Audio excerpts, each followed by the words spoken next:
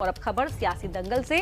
पश्चिमी उत्तर प्रदेश के चुनाव प्रचार में बीजेपी और समाजवादी पार्टी दोनों ही पार्टियों की तरफ से सब दिग्गज मैदान में है, लेकिन कल दोनों ही खेमों में बड़ी भिड़ंत हुई। बयानबाजी के जरिए एक दूसरे पर खूब तीखे वार किए गए और फिर चुन चुनकर वार का पलटवार भी हुआ।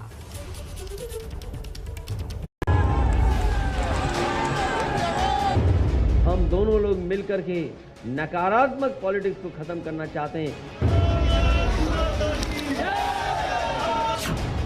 अखिलेश जी ने बहुत अच्छे से बात की कि हम साथ साथ हैं, हम साथ साथ हैं, हम साथ साथ हैं। पश्चिमी यूपी के दंगल में दिग्गजों के बीच जुबानी जंग और तेज होती जा रही है। प्रचार जैसे जैसे गर्म हो रहा है, रैलियों, सभाओं और ट्विटर के जरिए बड़े बड़े नेता बयानों के मामले में गला काट प्रतियोगिता कर रहे हैं। एक तरफ अमित शाह, नड्डा, योगी और तमाम केंद्रीय मंत्रियों के सहारे बीजेपी का धुआंधार प्रचार चल रहा है, तो दूसरी तरफ अखिलेश यादव का खेमा प्रेस कॉन्फ्रेंस कर बीजेपी के एक एक हमले का जवाब दे रहा है।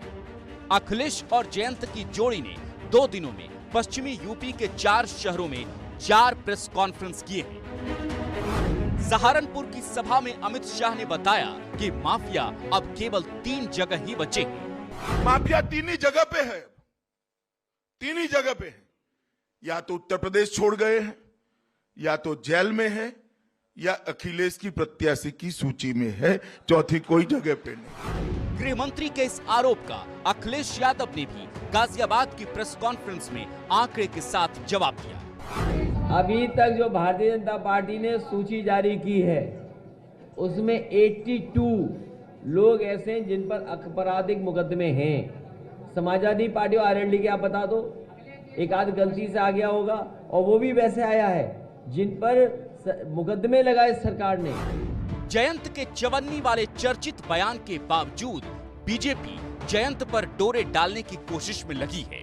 एक बार फिर अमित शाह ने जयंत चौधरी के सियासी भविष्य को लेकर फिक्र जताया, तो जयंत ने फिर टका सा जवाब देकर बीजेपी की सुनने से इनकार कर दिया।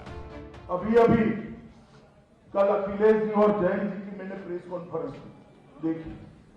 अखिलेश जी ने बहुत अच्छे से बात की कि हम साथ साथ हैं, हम साथ साथ हैं, हम साथ साथ हैं।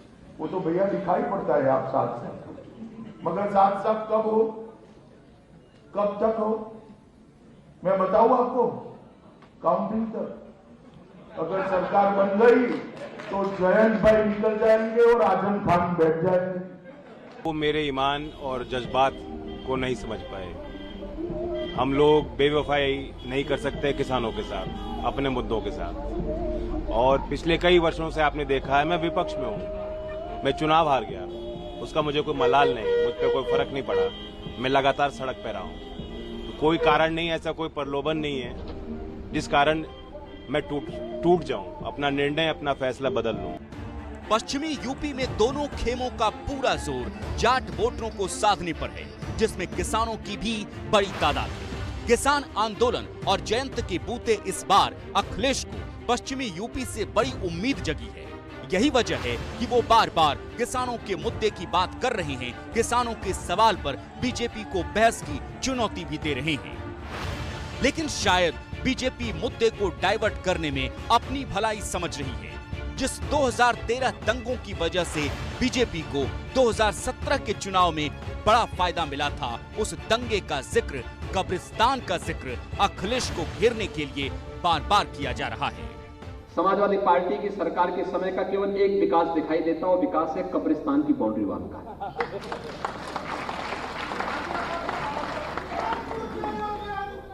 कब्रिस्तान की बाउंड्री वाल के बाद उनका कोई विकास नहीं दिखाई देता, ना सड़क का, ना बिजली का, ना पानी का। मुजफ्फरनगर के दंगों के दोषी हों और राम भक्तों पर जिन्होंने निर्ममता से गोली चलाई है, क्या वे लोग जनता जनार्दन से वोट मांगने के हकदार हैं क्या? सचिन और गौरव नाम के जो 2 नौजवान वहां मारे गए थे, बहन की रक्षा के लिए, बहन के सम्मान की रक्षा करने के लिए वे 2 नौजवान गए थे, निर्मम हत्या कर दी गई।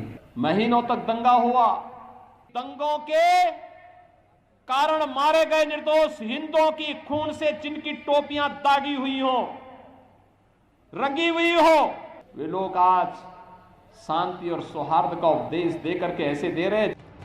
अखिलेश ने जवाब दिया है कि ये लाल टोपी पश्चिमी यूपी में बीजेपी के लिए खतरा पैदा करने वाला है। और जो पहलवान हारने लगता है, जो पहलवान कुश्ती में हारने लगता है, वो हाथ पैर मारता है, कभी काटता है, कभी नोचता है और कभी कभी कुछ गला दबाता है। ये वो कोशिश है भारतीय जनता पार्टी की जो इस प्रदेश की जनता नाकाम करेगी।